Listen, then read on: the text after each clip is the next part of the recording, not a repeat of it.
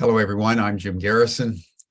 In the spirit of the trees, in the spirit of living nature, of which we're an integral part, with deep gratitude to all of our ancestors who have brought us to the present moment, I want to welcome you to this session of Humanity Rising as we move into the 5th of 10 sessions on nonviolence, which we've convened at this particular moment as the world has descended into the abyss of war in Ukraine and our environment is spinning out of control, due largely because human beings haven't learned yet how to live with each other and how to live with the earth. Over the last several days, we've looked at some of the intractable issues of how violence has been given sanction by religion, by culture, by economics, by politics. We've looked at how this old story that we are combative, we are egotistical, we are competitive beings is really anachronistic. It no longer serves the humanity that we want to become. So with this session, and then into next week, we want to begin to explore a new story for humanity because we live by our stories. No one is forcing us to be the way that we are. We are the way that we are because that's how we understand the world. So as our understanding of our place in ourselves and with nature in the larger cosmos changes, our behavior changes. So nonviolence is really about the story we tell ourselves and we tell our children. That's what sculpts who we are in a very, very fundamental way. And we also want to take note that today is the 815th birthday of the great poet Jalaluddin Rumi, the most widely read and popular poet in the world, whose poetry has inspired people for over 8 centuries into how to be more loving, more nonviolent, and more in harmony with our deepest selves, which is compassion. Before we dive into this program, let us pause as we always do for Humanity Rising as we begin our sessions. And that is wherever you are around the world. We know that we have people in over 130 countries that are registered and listen in. And we're beaming across Facebook and LinkedIn and YouTube. We have a big global audience. But wherever you are, let us just take a few moments now, just simply to breathe together. Because as we breathe together, we can feel the coherence of our hearts and feel our interconnectedness with each other. And we breathe in a very specific way on Humanity Rising. You'll hear the sound of bells. We'll put up an art card that you'll be able to look at if you would like. And it's a 5-pointed star, which is what the combined orbits of the Earth and Venus look like as they circumambulate the sun. They form a 5-pointed star. And so we breathe to the count of 5.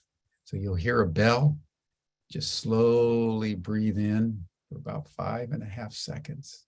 You'll hear another bell and slowly breathe out. It's one of the most ancient breathing practices known to humankind.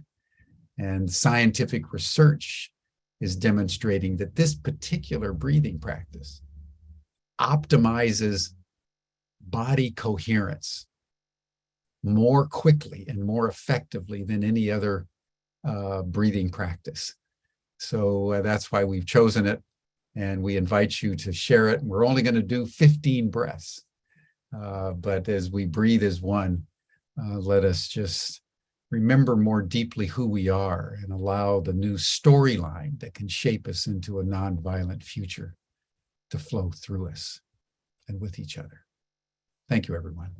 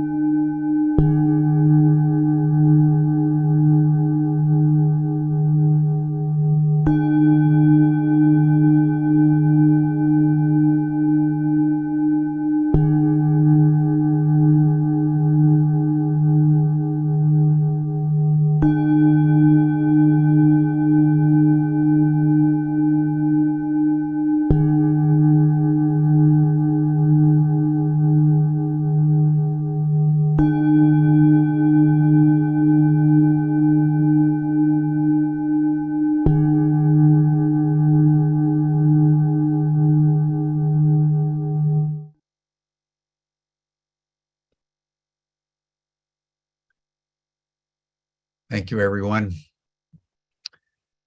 So good to breathe as one. Wouldn't it be amazing if the whole world would breathe as one? Just think about that for a moment.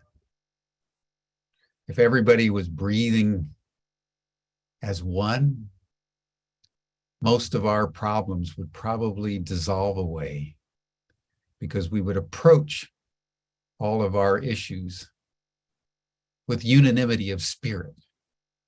You breathe together, as Plotinus said, the whole universe breathes together. What a different world this would be.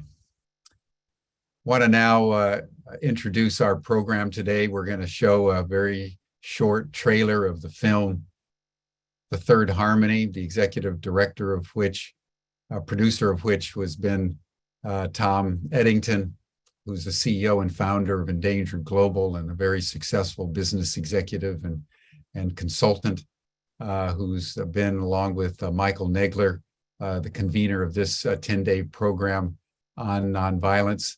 We'll have the trailer, and then Tom and Michael will have some introductory remarks, and then we'll have our program, and then I'll circle back toward the end.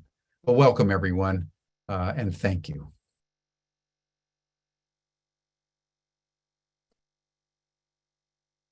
It seems like every one of us has this big library of humanity and nonviolence inside him.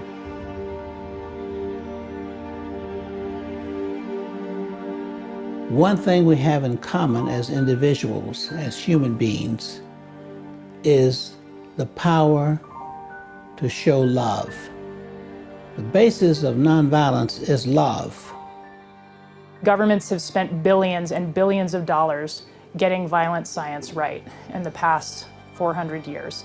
And I think that it's time that we invest some time and energy into alternatives. Our evolutionary mandate is to move into the peaceful cooperation, because we see now that we're destroying our own infrastructure, we're destroying the planet we depend on. If you start from the assumption that everybody has a good core in their nature, that we're all deeply interconnected, that there is no problem which cannot be resolved to the benefit of all parties. If you start with those assumptions, and even if you don't believe them, you take them on as a hypothesis, as assumptions, and you test them, and you find out that it works. We have to think big. Sojourner Truth didn't think small, Martin Luther King didn't, Gandhi didn't. They had big, bold ideas. Seeing it firsthand, seeing the power of nonviolence, and feeling we really have the power to make history, to change history.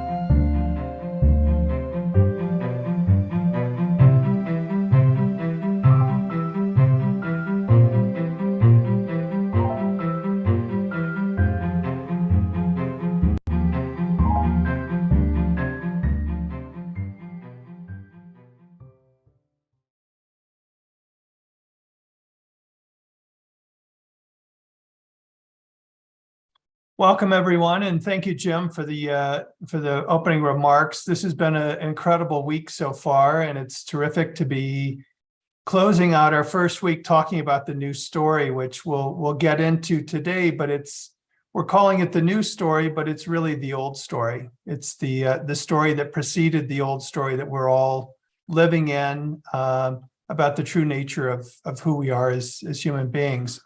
I'm absolutely delighted to be collaborating with Michael Nagler this week, a dear friend. Michael is Professor Emeritus of Classics and Comparative Literature at the University of California, Berkeley, and he taught in the Peace and Conflict Studies program he founded on the campus in the 1970s. In addition to teaching at Berkeley, Michael speaks frequently on media and the general public on issues of peace and nonviolence, and does presentations all over the world for the Blue Mountain Center of Meditation. Michael's written 6 books and contributes articles frequently to Tikkun, Yes Magazine, and many other progressive journals. He's consulted for the U.S. Institute of Peace and many organizations and projects dealing with nonviolence and world peace.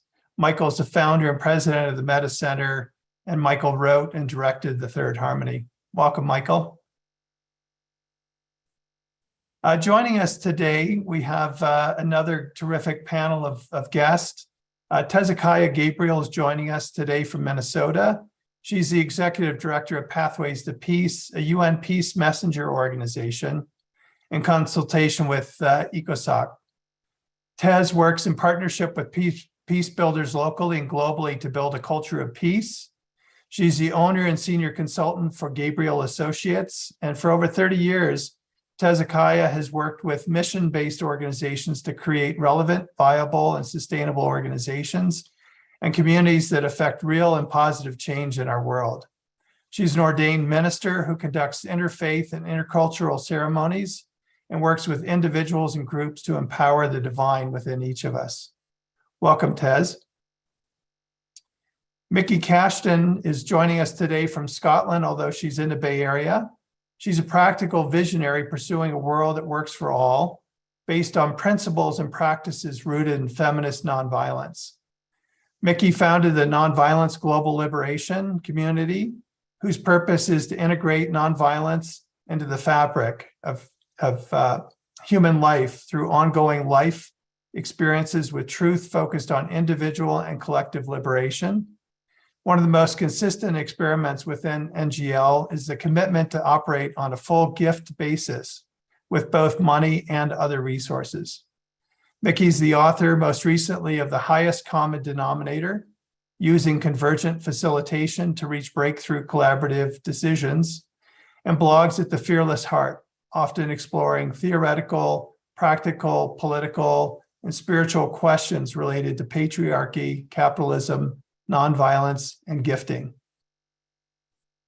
And then we have, for many of you, Banafsheh Syed is joining us today, in part because of the what's happening on the ground in Iran, but also in celebration of Rumi's birthday. So welcome, Banafsheh. If you'd like to kick us off for the day. Thank you, Tom. Thank you. Hello, everyone. A blessed birthday to our beloved Rumi. I welcome everyone, and I say to all the lovers of Rumi, the messenger of love, happy birthday to our beloved. It's Jalaluddin Muhammad Balkhi, which is his name, known as Maulana or Molavi in the East, and Rumi in the West, which means the Roman, was born in 1207 in Balkh, Khorasan, in Persia, which is now in modern-day Afghanistan. He spoke of himself as the perpetual spring and newness. Rumi is the voice of our soul. He's the voice of our heart.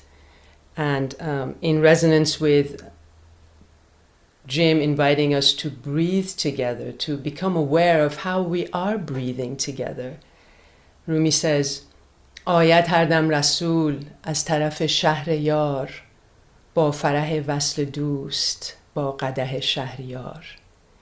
Every moment, with each breath, a messenger arrives from the city of the beloved, with the joy of union with the friend and the wine-filled cup of the king, inviting us to live our full glory in service of love. May Rumi be forever blessed as he blesses us continuously with having lived and died a life dedicated to love. May we carry his soulful message in our hearts, in our bodies and minds and souls, and remember that our life is meant to reach others. Our blissfulness, our benediction, our ecstasy is not meant to be contained within us like a dormant seed, but to open like a rose and spread its fragrance to all, not only the ones that we love, not only our loved ones and friends, but to all beings everywhere. So as we honor Jalaluddin Rumi on his birthday, let us remember his call to unity, to live and love passionately and peacefully as one. Let us give back to him and carry forward the wisdom and love of the one whose words have consoled us in our darkest hours, showed us the light at the end of the tunnel of our grief, and resurrected us from the death of forgetting. Let us give back and carry forward this wisdom and love by amplifying the voices of those suffering, burning in the land, in the culture that gave Rumi to the world, that gave Rumi to us.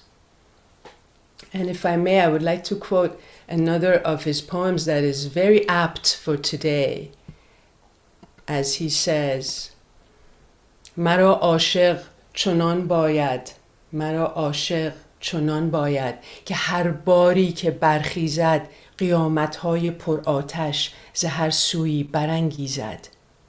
دلی خواهیم چون دوزخ که دوزخ را فرو سوزد، 200 دریا بشوراند ز موج بحر نگریزد. I seek a lover so in love that every time she rises from every direction, she conjures insurrections full of fire. We want a heart like a fiery inferno that burns away the flames of hell, that rouses and churns 200 seas and does not flee from the crashing waves. She'd wrap the heavens with her hands like a turban, and the light of immortality she'd hang like a resplendent chandelier. She'd come to the battle like a lion, with a heart as grand as a whale. She'd leave nothing but the self and battle, even with herself. And when she shines her light, the light that rips away the 700 veils of the heart, from the celestial throne, she'd hear the call, MashaAllah, blessings, blessings in the name of the divine. And this is what the women in Iran are doing. This is what they're doing with the uprising that they're leading, that has become global. As all of you know, this has been in the wake of the killing of Mahsa Amini, whose initials are M.A., Ma. It is Ma, it is the Great Mother calling to us to wake up and open our eyes and see what is happening in our world, and to see that what happens in one part of the world affects us all, for we are all connected, we are all interconnected. And when we rise up in solidarity with one another like this against injustice, the power that enters into us, the power is amazing, and it's something that moves us into being superhuman, the energy to stand up against injustice and to speak truth to power. So I'm going to stop here and just share later about what is happening in Iran today, and I can do so now. What would you like me to do, Tom? Yeah, thank you, Banafsheh. Let me go ahead and introduce the other panelists, and then we'll have an opportunity to go much deeper. So thank you. Thank you. And welcome. Tezekiah, do you want to share a bit as we get into today's program? I would love to do that, Tom. Is this the time for the presentation, or would you like something else from me at this point? Yeah, if you can just spend maybe 5 or 10 minutes just sharing with us a bit about what you're up to in the world and some of the things you're bringing to our dialogue today.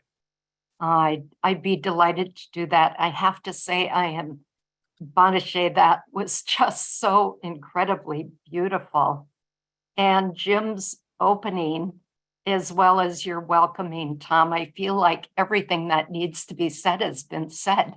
And so just I'll ask our audience to perhaps move into the playpen with me a little bit and allow for some repetition that hopefully might prompt some other ideas. But we all are of the one heart. And I am just delighted to be here. I love this topic. As you know, I'm a peace builder, and my work is to co-create the new earth or the new story of humanity.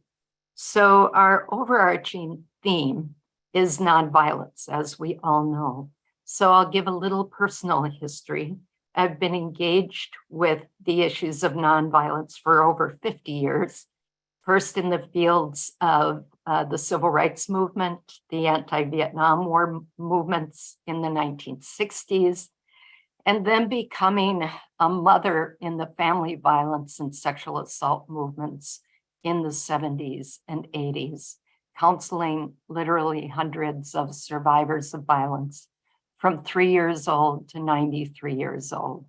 And those early commitments really led me into work on ending all forms of violence, in particularly those that are about all of this systemic oppression in our culture, all of those isms.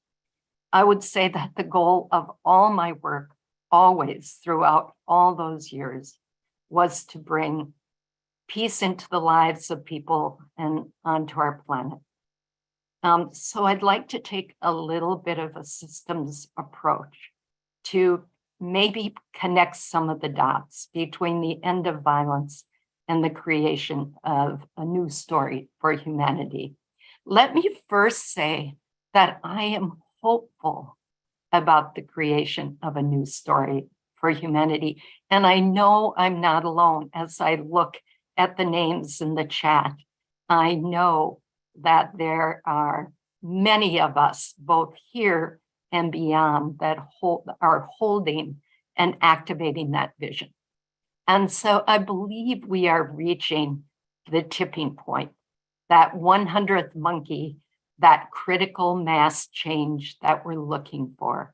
And I base that on my work, the groups that I have the amazing privilege to connect with, and the groundswell of evidence that is surfacing that supports our vision, even in the midst of chaos. So we ask ourselves, what needs to happen to shift from a culture of war to a culture of peace, to push us past that tipping point into the new earth? Clearly, we need a shift in humanity's mass consciousness. Already been talking about that today. And as most things, it begins with a shift of individual consciousness. If we can hold that energy of unity, of peace, of connectedness within us, it then is radiating out to support and lift mass consciousness. So how do we get to that shift in mass consciousness? Well, the answer is simple, but not easy. and it has been with us for thousands of years.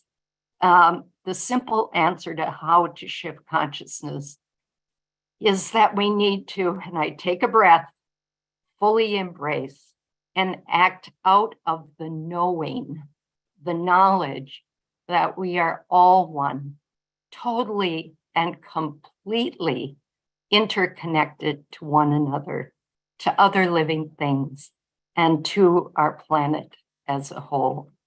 And so that's not news. We've known that for a long time. The concepts of unity and interconnectedness are being talked about everywhere now. I absolutely know everyone in this room and many of us beyond know about the power of unity consciousness.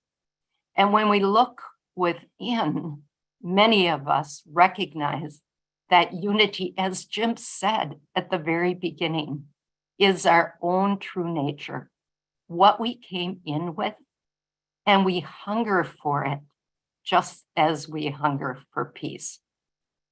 So embracing unity and our interconnectedness is key to our ability to co-create a new story for humanity, right? And the awareness of humanity's need to operate out of oneness consciousness has been in our sacred texts, our origin stories, and indigenous stories and prophecies for thousands of years. As has already been spoken, our leaders that have been in the forefront of mass change have promoted the understanding that we are one. Unfortunately, for many of the dominant cultures in our world, this understanding of unity has been replaced with the myth of separation. Violence and all the other critical challenges and injustices we are facing in our world, be it racism, poverty, hunger, climate war, and all others, come out of this incorrect notion of separation. Again, I know it's not news. Einstein said, our separation from each other is an optical illusion. And so it is. So in simple terms, when we think about unity consciousness, peace consciousness, consciousness as a whole, it breaks down to what harms me, harms you. What helps me, helps you. So I ask that we just take a moment and take a deep breath. and pull up in our mind's eye a critical challenge on our planet right now, something you care deeply about. Just pull that up for a moment. Now ask yourself, as Jim asked us earlier, what would happen if our personal or global response to that challenge came through the lens of unity, came through the lens of interconnectedness, that we are all one? What would change? Likely your response is everything would change. So the simple solution to ending violence and all the other ills of humanity is to accept, embrace, and then operate out of the knowledge that we are all one organism, connected and woven together. And that it is a system. We are a superorganism, a system that responds to both the negative and positive forces confronting it, as well as the energy being fed into it.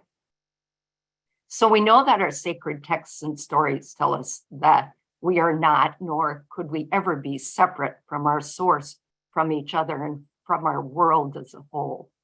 Now, what I get really excited about and what gives me hope is the validation that is coming through science. And it's coming into mass awareness. I'm not a scientist, but I really enjoy what science is telling us about our system of connectedness. Why? Because it increases our opportunities to affect change, to bring about that new earth, that new story. And the scientific evidence is everywhere. And in most cases, again, it's not new information. So let's briefly just explore the science of unity, if you can bear with me, and I'll make it brief, I promise. So right at the very beginning, when we went through our breathing to come into coherence, that much of that these days is based in HeartMath's Institute research around the heart and brain connection. And that research tells us that our emotions affect our heart rate variable, or HRV. The heart rate variable is a measurement of our emotional state. And in addition to that, and we can measure that, but in addition to that, with every heartbeat, coming out of our heart is an electromagnetic charge that goes out into the field. And it goes out at least 3 feet because at this point, that's the extent of the instruments that can measure it. If we're experiencing positive emotions, that the electromagnetic charge is positive. If we're experiencing negative emotions, that charge going into the field is negative. That charge affects those around us, and their hearts align with ours. So through simple HeartMath techniques, we can shift into a state of coherence. Thank you, Jim. When we are in a state of coherence, it brings others around us into a coherent state. So one by one, we affect the field of consciousness. One by one, we're lifting peace into that field of consciousness. In quantum physics, most of us know about entanglement. And so quantum physics tells us that when 2 particles, such as a pair of photons or electrons, become entangled, they remain connected even when separated by vast distances. In the same way that an orchestra piece emerges from individual musicians, entanglement arises from the connection between those individual particles. They never truly leave their source. Cosmology tells us that this interconnected system is called the cosmic web. Viewing the universe as a set of discrete galaxies held together by gravity. And I love Bell's inequalities, which takes it even further. That this also reveals that the whole of the universe may be contained in every part, and therefore knowledge does not have to be exclusively localized in the brain, as long as it can be reached through a quantum field that brings about a consciousness experience. So again, the field of consciousness. So again, in closing, the scientific evidence validates what most of us already know or feel, that we are interconnected with all that is, that there is no separation or ever could be, and that embracing and acting out of that knowing is the juice of what is needed to shift consciousness so the new earth can emerge. For me, that's the creation of the new story of humanity. And I would just leave you with a quote that I love and live into by Arundhati Roy. Another world is not only possible, she is on her way. On a quiet day, I can hear her breathing. So thank you for listening. Thank you, Hezekiah. Mickey, please join us and share your opening thoughts. Hello, everyone. I first want to correct a misconception. I'm not actually in the Bay Area. I haven't been in the Bay Area for almost 3 years. I am vagabonding around Europe in search of creating a community based on the aspects of the new story that I'm about to share. And I'm actually, oops, no, bear with me. I'm not in the right page. There it is. So I am going to speak. This is all about nonviolence.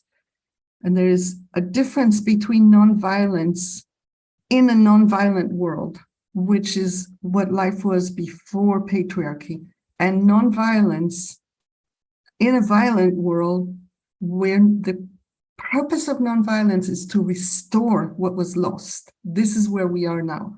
So I want to take a moment to talk about what I see that was going on before patriarchy, based on readings in multiple disciplines.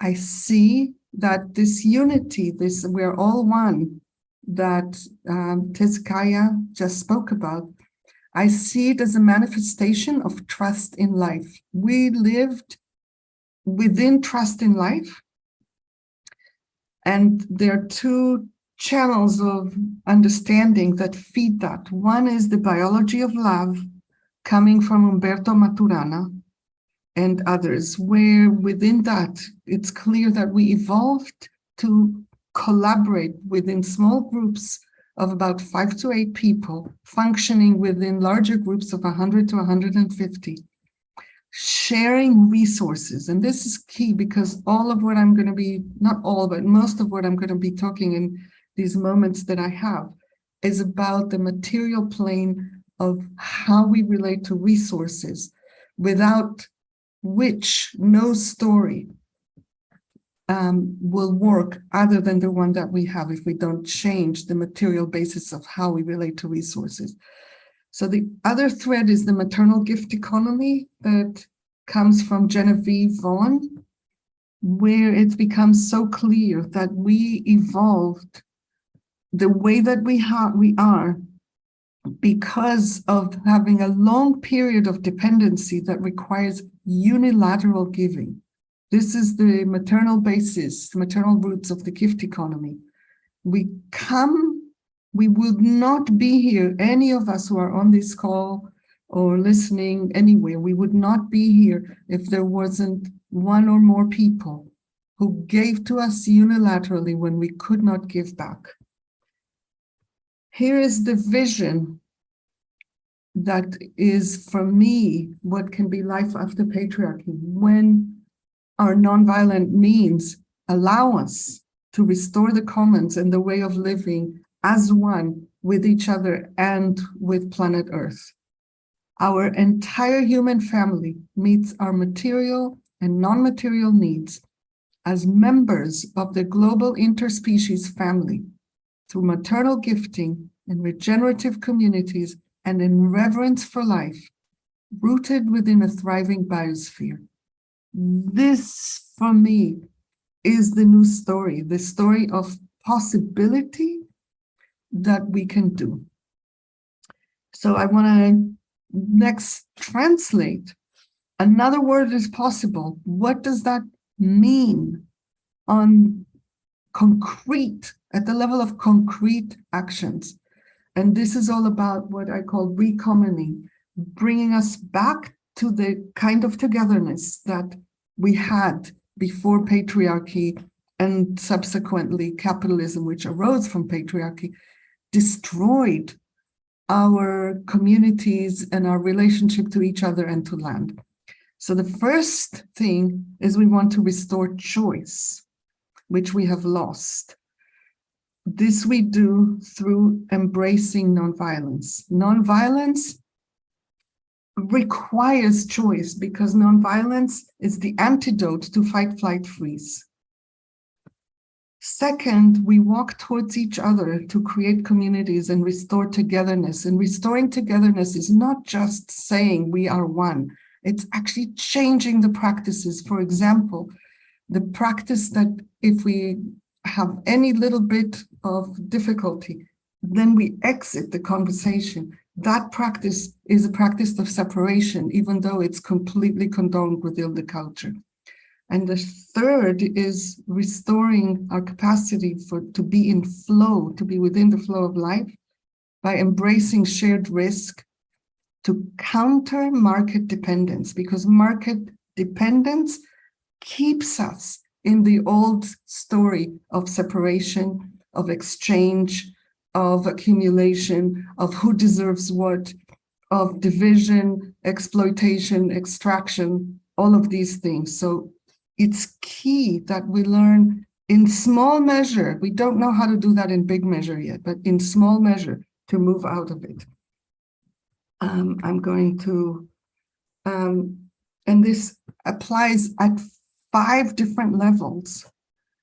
At the level of decision making, it means that instead of living in the either or of separation, we move to integration, make decisions through integration of divergences.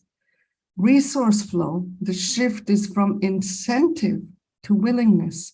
Imagine, just take a moment to imagine, what it would be like if everything that needs doing is done from willingness, not coercion, not incentive, not exchange, but true willingness that goes to, I see a need, I want to attend to it. We share information not through control, through transparency instead.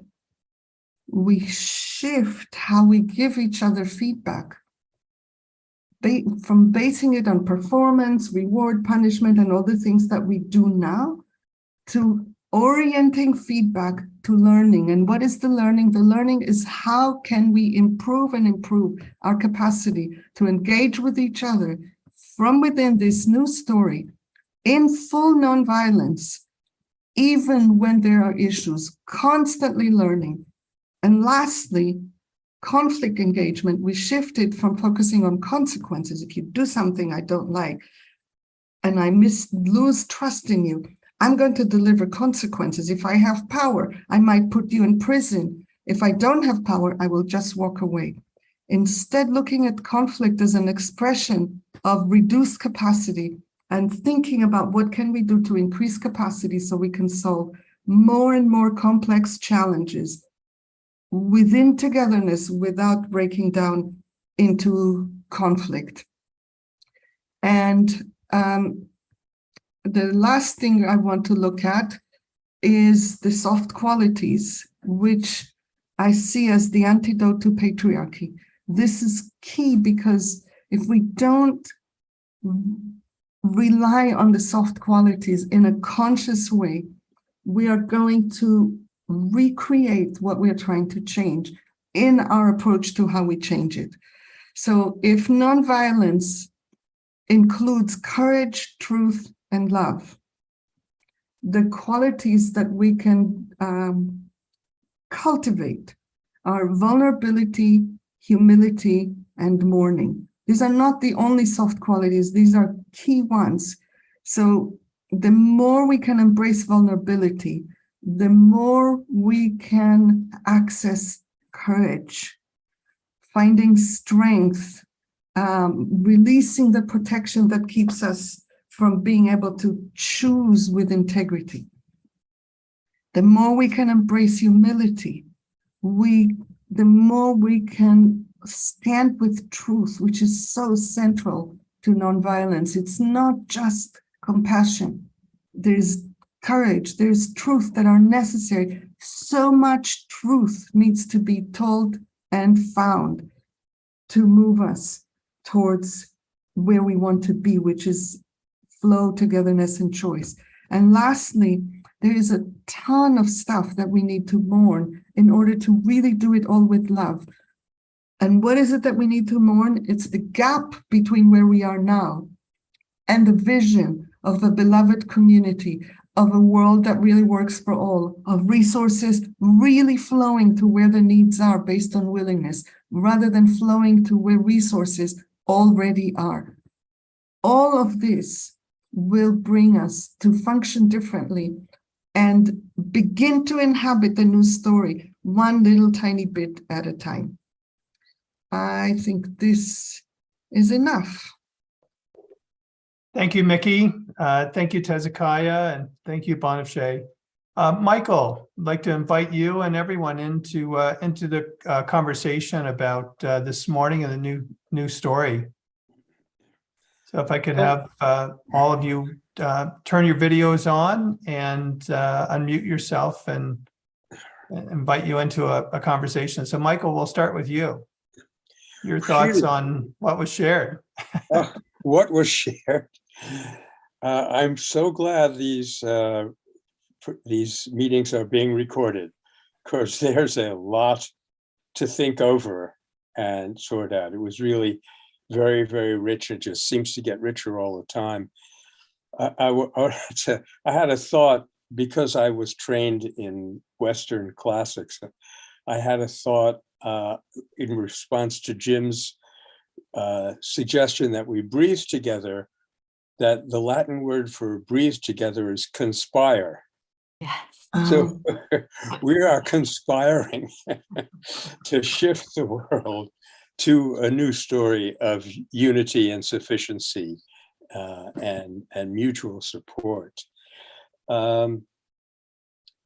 I also want to say to Bonifay that I'm a passage meditator, which means that we memorize longish passages and try to keep our mind on those passages, which is an endless struggle.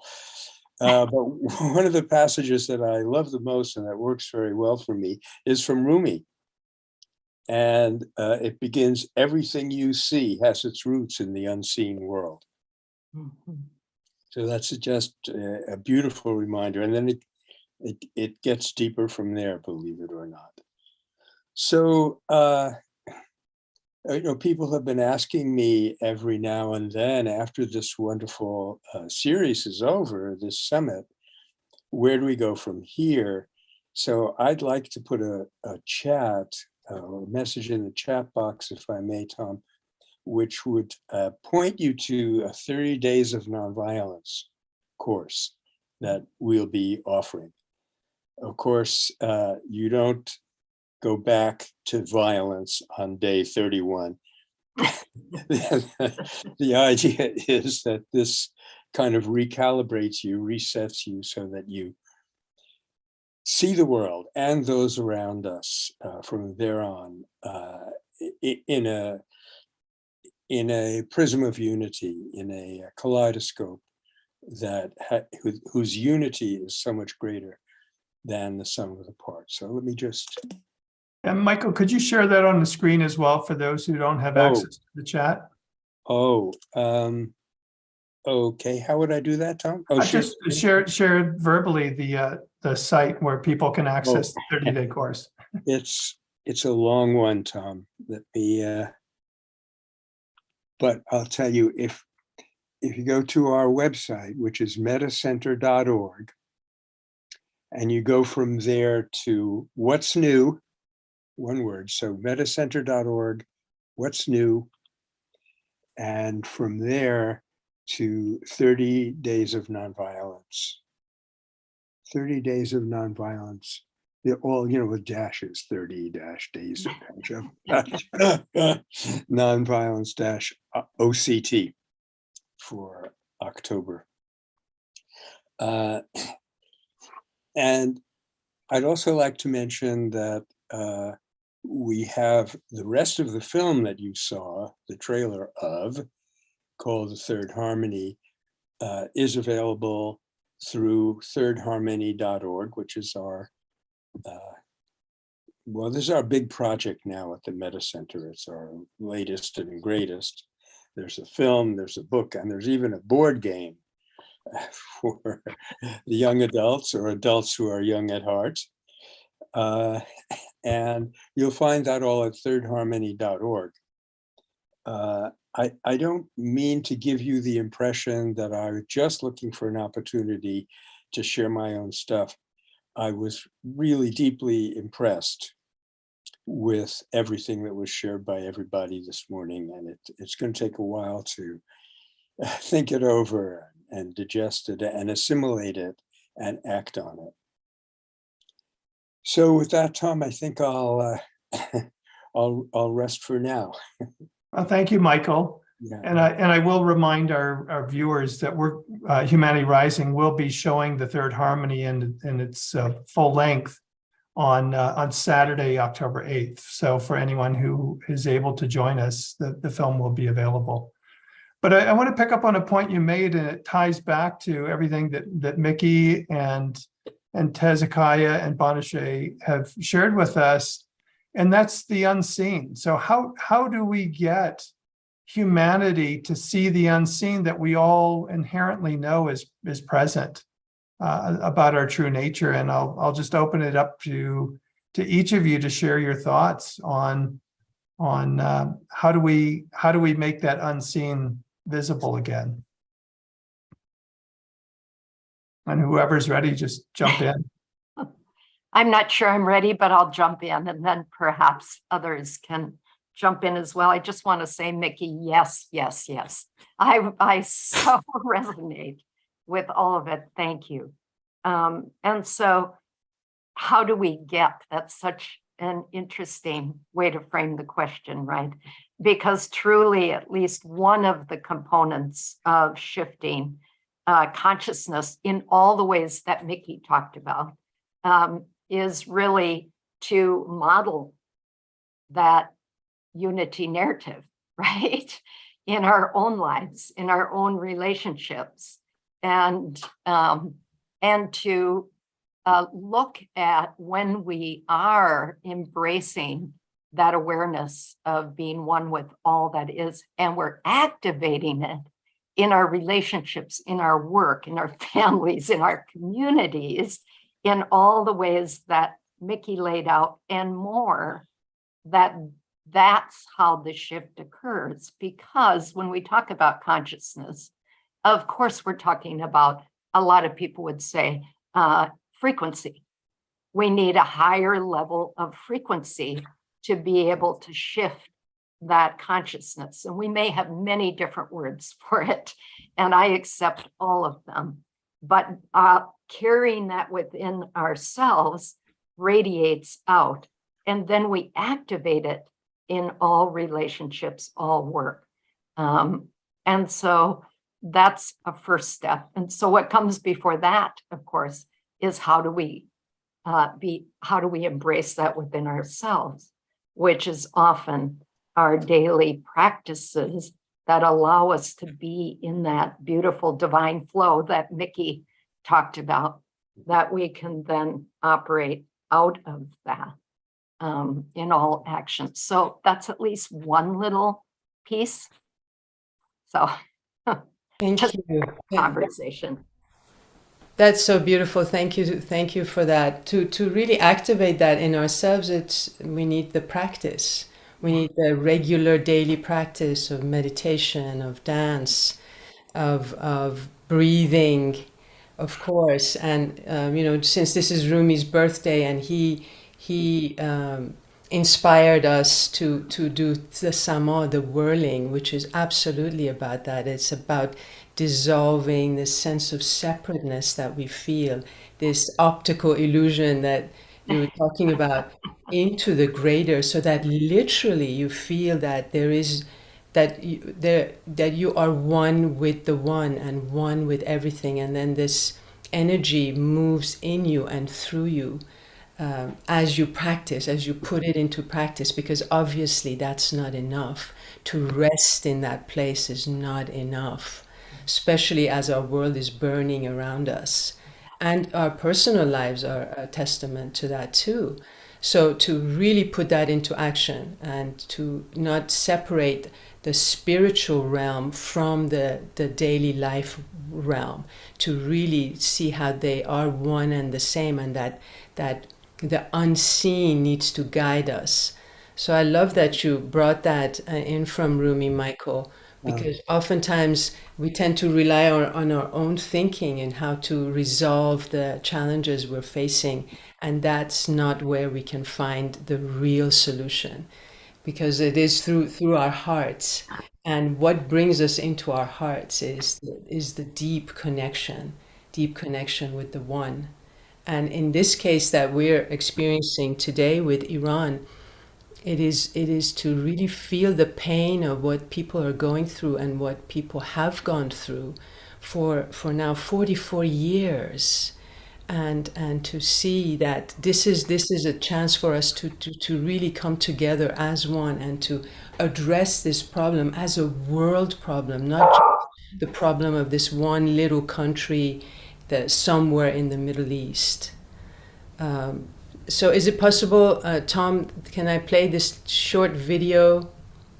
Yeah, please. Inviting people to take part in these global protests that are happening.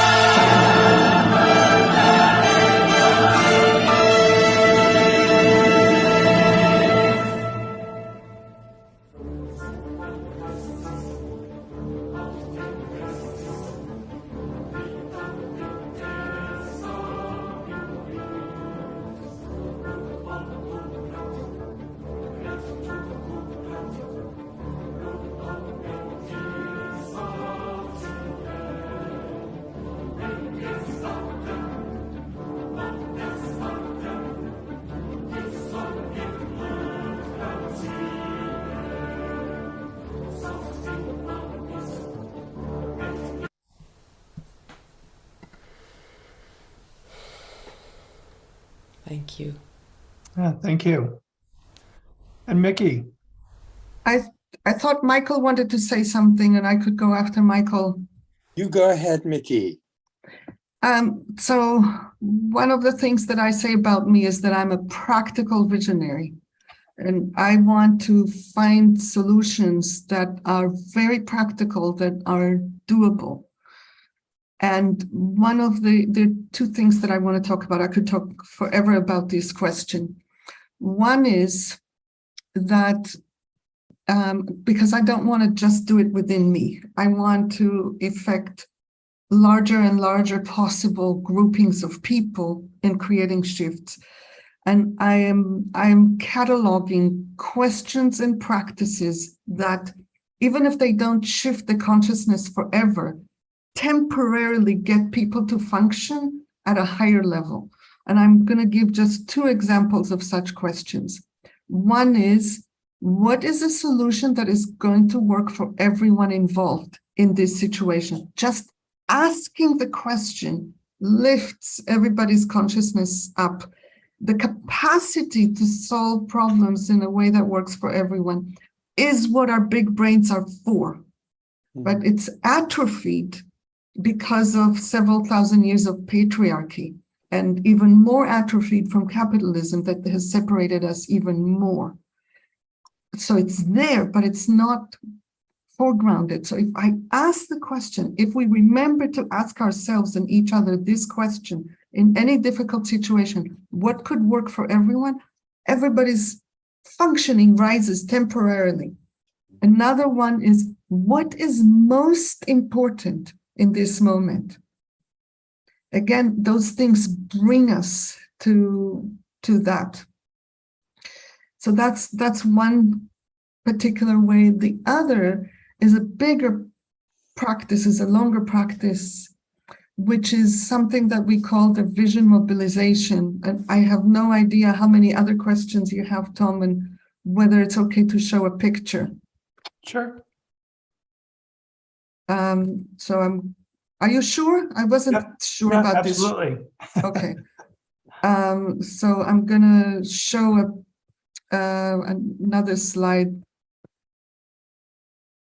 Okay, is it visible, the picture?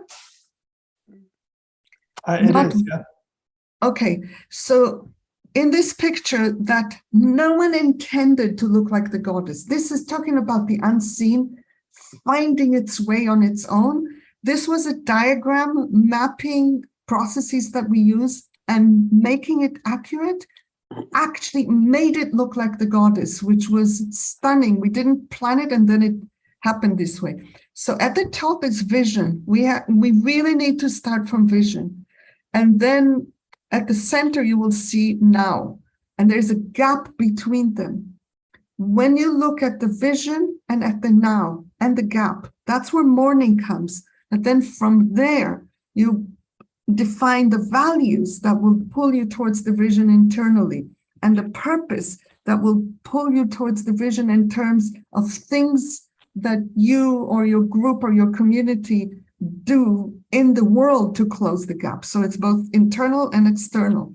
And then below is a whole set of how do we actually live these values and do this purpose in alignment with the vision. That's what this framework is. And this is a practice that anchors things more and more behaviorally, so that we have actual structures, simple structures that actually anchor our commitments in practical reality within ourselves and with each other. Those are my responses to this question. Yeah, thank you for sharing that, Mickey. That's a wonderful framework for and a very holistic way of approaching moving things from the invisible to the visible. Michael. Thank you, Tom. Couple of things. I want to first share a comment about what's going on in Iran and why it's going on. And as I watch the events unfolding in Iran with a great deal of compassion and pain, I keep thinking of something that Gandhi said, which is violent revolution will bring violent Swaraj. You know, you cannot overthrow dictatorship through violence and think that you're going to end up in a democracy. So that's why these nonviolent attitudes and practices and nonviolent heart are just absolutely essential. Now, the other thing is that it seems, Tom, that each one of these conversations that we're having, I end up with a kind of mantra for myself. And today, all right, today's mantra, you're asking, how do we become aware of the unseen? And I think there's some good news here. We don't have to create awareness of the unseen. It's within us. What we only thing we have to do is to subdue the fascination of the seen.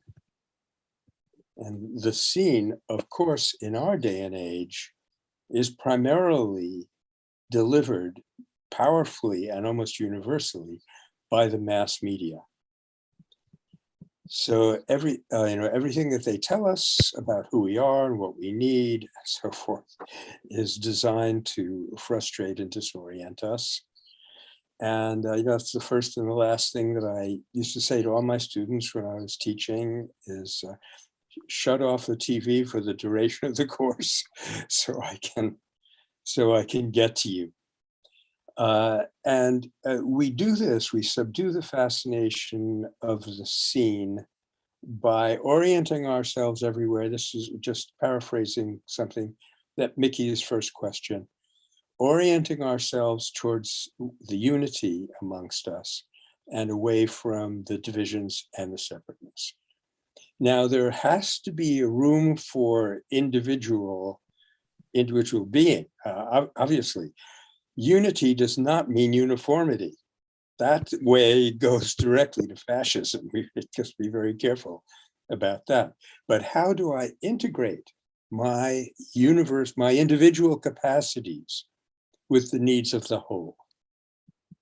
And I think that's the way that I get the glitter of the media-driven visible to subside, and my awareness of interconnectedness and love for all that lives, to get that to arise. Thank you, Michael. Tez, you look like you're ready to jump in. Yes, a couple of things. First of all, I always say that the way to unity is through honoring our diversity. Mm-hmm. And so it's not that we dissolve our individualities in all the ways that we are unique. As a matter of fact, that builds our capacity, as Mickey said. And looking at conflict is that we look at conflict through the lens of an outgrowth of diversity. It's a good thing. When we have conflict, we can debate, we can come to new awareness, new decisions, new ways of doing things. So I think when we talk about unity, this issue of, but how, I'll call it a fear, because in the context of there is only love and fear, right? Then it's a fear that we're going to lose our individuality. And instead, we increase the capacity to be greater than our individuality and still honoring that individuality, what we came in with, which is so beautifully aligned with our purpose in the world, all of those gifts and talents that we have. And I don't want to shift the conversations because I know Mickey has something to say about this, but I do want to just a half a sentence to add to what you just said, and then you continue. Perfect. Which is the term that we've come up with for what you were just asking for is choice within togetherness. So then autonomy and interdependence are no longer at odds with each other. That's right. That's right. And in essence, it does expand not only our individual capacity to express ourselves and be supported and honored for that, it expands the group's ability to be innovative, creative, and to be able to come up with different solutions to our most critical problems. So I want to just step back a moment because I feel like I didn't talk about something that's very critical to me in alignment with consciousness. And we need to take love out of the closet because it is the greatest transformative energy in the universe. And it is what drives consciousness. And more in my own life, I've seen divine source as a field of consciousness, a system that is self-perpetuating. It has intelligence, and love is the driving force within that. So I just wanted to add that to our mix today. Yes, yes. And thank you for allowing it. Yeah. I'm going to invite Jim back in to join us, but as Jim is coming in, Mickey, if you could share and expand a bit more on choice within, I'd appreciate if you could restate that. Totally. In the world of separation, which is the world that we live in now, there is, and it's the world of either or. And when there isn't an automatic alignment between my flow and the flow that is around me, my choice is it's very limited. If I don't know how to integrate and I don't have those capacities, I'm actually very weak. Hyper autonomy, capitalist, consumerist style is actually a stance of weakness. And so then in order to assert my own choice, I need to leave the whole. And in the little tiny community that I am seeding, that a few of us are seeding, there are right now 3 of us, and there's other rings around us. But as we are starting, we are living it, choice within togetherness. There isn't anything that is private. There isn't anything that is our own decision, because everything has impacts on the whole, and we function. We have been together in various configurations for close to 3 years in enormous challenges, like really enormous challenges, because we are vagabonding. We don't have a place of residence. There's no place in the world where all of us can be legally. Not one. And as a result, we are still moving and moving around and not finding a way to do this. With all these challenges, we would need to be in horrible conflict, but actually our intimacy is growing and growing and growing because of this bringing ourselves in. And there's full individual expression. It's not conformity. That's right. It's an animal that people don't know, but I do know that in indigenous cultures, individuality is honored and respected. Yes. There's a not conformist cultures like patriarchal communal cultures, which are very conformist, oppressively so. So that's the either or, and we transcend it. Did that help, Tom? Yeah, thank you very much for expanding on that. Welcome back, Jim. Yeah, thank you, Mickey. This question of the one and the many, and diversity and unity is the fulcrum on which all discussions emanate. It was the central question of deep antiquity. And so I just want to thank you for it. And what I'd like to do is focus the conversation on Iran for a moment, because I think there's something happening there that in the first instance, I think is an illumination of this question that you posed at the beginning, Tom, of the relationship between the visible and invisible realms. I think sometimes the visible and the indivisible come together with such numinous power that transformational energies are unleashed into the collective and personal psyches of all of us. And I think that's happening now with the death of Mahsa Amini. As Banafsheh said in a previous Humanity Rising session, it's like a George Floyd moment. Yeah.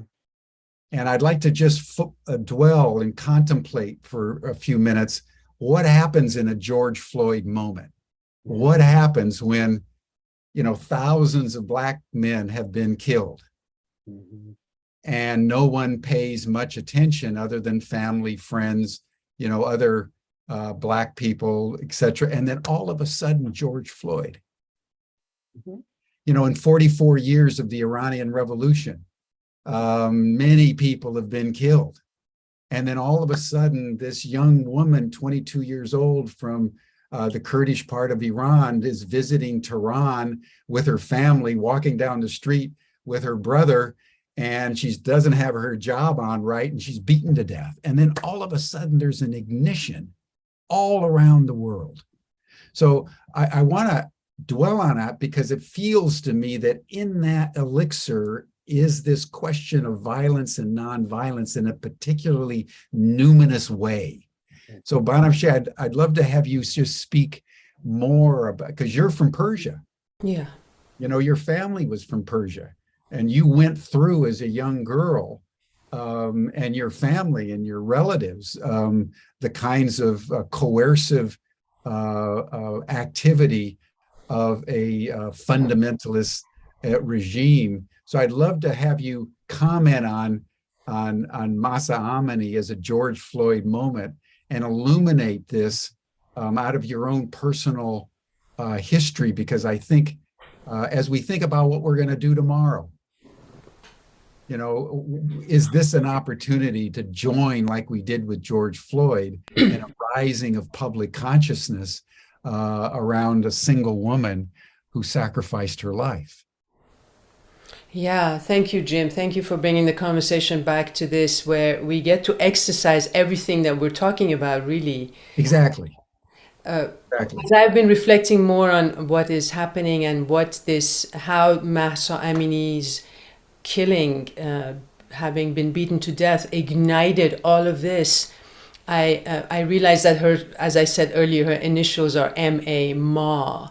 It's like the Great Mother is directly talking to us and saying, look, how can this be happening in your world? You need to rise up. You need to come together and speak against this and change this. And once we can all mobilize together and find ways to bring justice to Iran, this will be like a domino effect. It will affect Afghanistan, it will affect the rest of the Middle East and the world, where we can actualize this new story that we're talking about. And people are mentioning tears, and I feel that we need to feel the grief of this moment.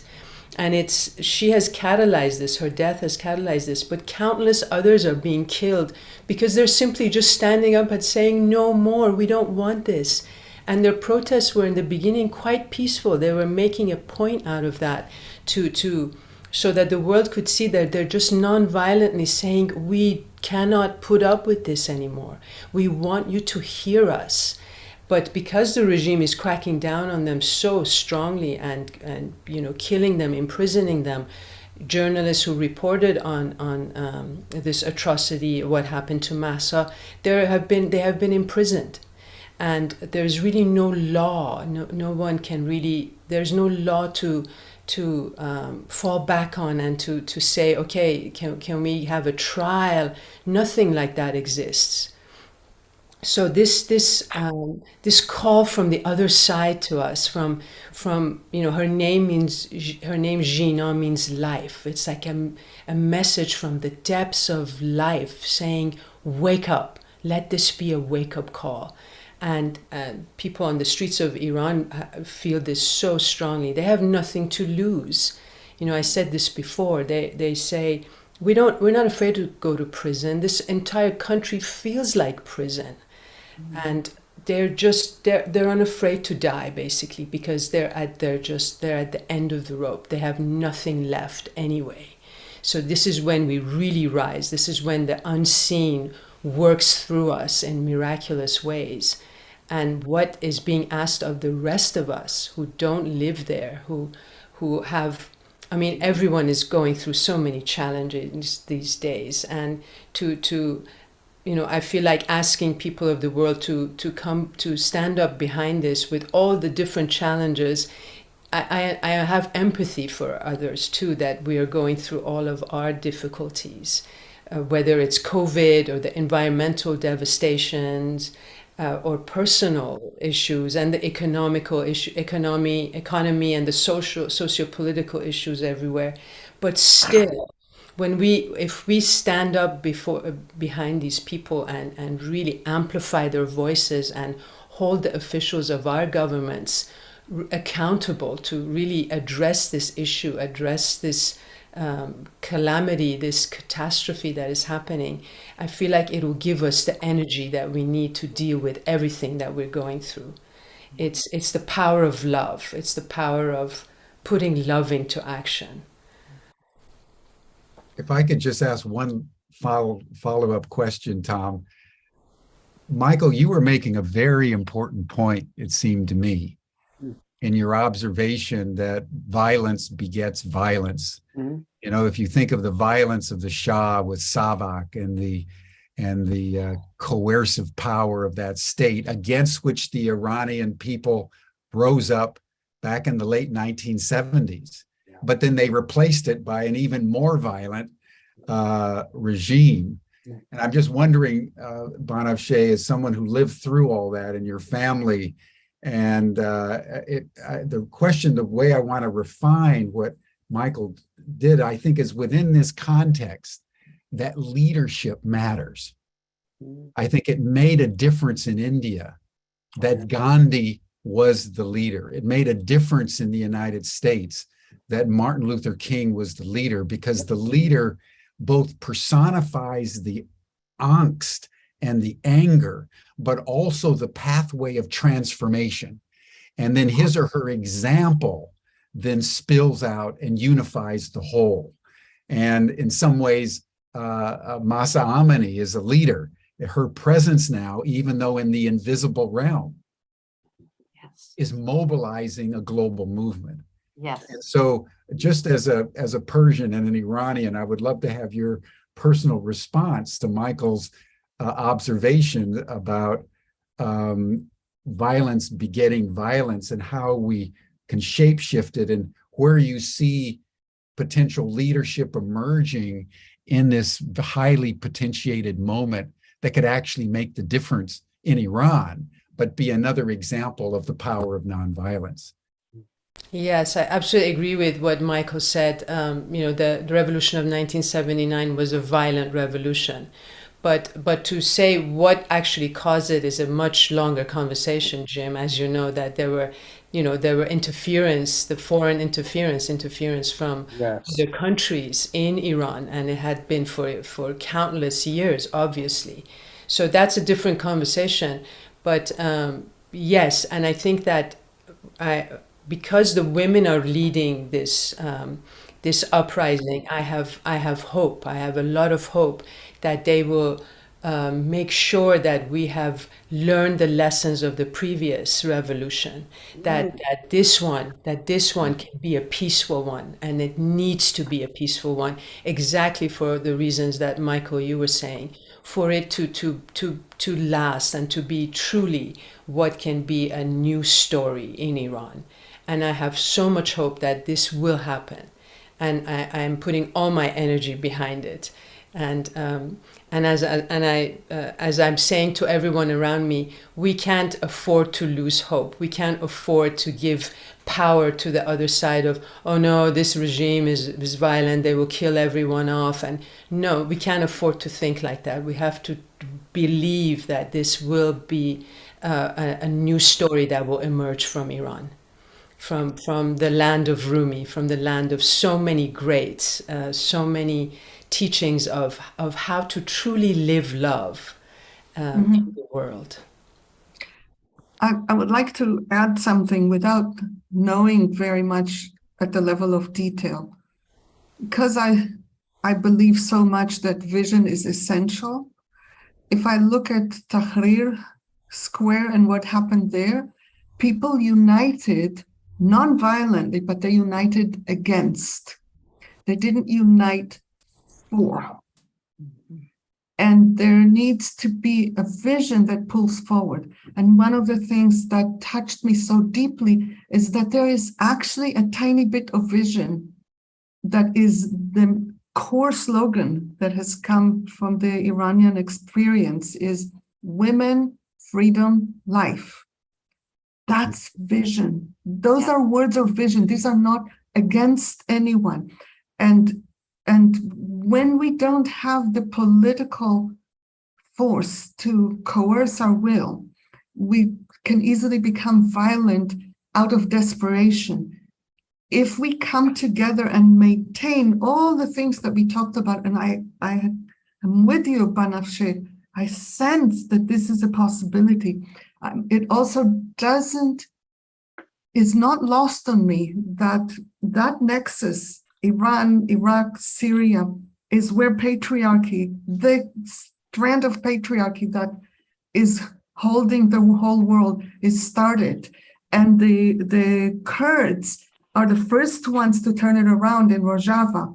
And I see that it was a Kurdish woman, and it's all in that region, and putting women at the center of it, and freedom and life, that this can be a seed that we don't understand even how far it can go.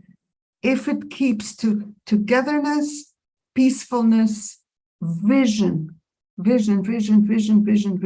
So if you have any connections that can sustain vision so that the energy doesn't disperse into againstness, I think that will keep the movement powerful. Yes. Brilliant. So brilliant. Beautifully put. Yes. Yes. And I'd like to just piggyback on that. So true. That wherever our focus of energy is, it will increase the capacity. So if we focus on anti, then it increases the anti. If we focus on for the vision, then it increases the capacity for that vision. And so I'm in the Twin Cities of Minnesota. I'm very close to what happened with George Floyd. So I will say from an experiential, and it's still affecting our communities in a big way, but the biggest effect is that coming together that you talked about. We are coming together and we are peacefully creating relationships that will support nonviolence in the future. And we are standing together, united in our diversity, to assure that vision, I'll use that word because I love it too, that the vision of nonviolence and the ability to sustain all members of our community, because there is a loss in our own ability to move forward in the world in a positive way with every single person that is taken in a violent way. And I'm watching the chat and everyone has such incredible things to say, totally in agreement. And in addition to Gandhi's piece that you mentioned, Michael, I would add my mentor, Audre Lorde, said that you cannot dismantle the master's house using the master's tools. And that has been a quote that I've lived my work into, my work for nonviolence throughout all of these years. So, Banashe, I want you to know that we stand with you in total one heart unity. We lift you. We support you. We dream this vision that you dream, and that it is so. It's already happening here. We now need to bring it down here, and it comes through the heart. So thank you for this incredible role that you have played to move along the news story. Thank you. Beautiful, Tez. Thank you. Thank you so much. Well, Michael, I'm wondering if you wouldn't mind. We've had too many thousands of George Floyd's moments around the world where there was an initial reaction, but not a sustained movement. And I'm wondering if there are some things you'd like to share to help close out today's session and we talk about next week. Well, I'm sorry, Tom. That's a mystery to me. Why those lightning rod moments capture the energy of millions and millions of people and make it real, bring the unseen into the scene. I think if we knew the answer to that, we would be able to reshape the world consciously and effectively. But there is one, okay, backing up a second, having been a professor for decades, I don't trust that crowd terribly well. But there's one professor who said one thing that I really like, and I think it pertains to our sometimes feeling of helplessness and smallness. Her name was Sally Gerner, and she teaches, I think, still in North Carolina.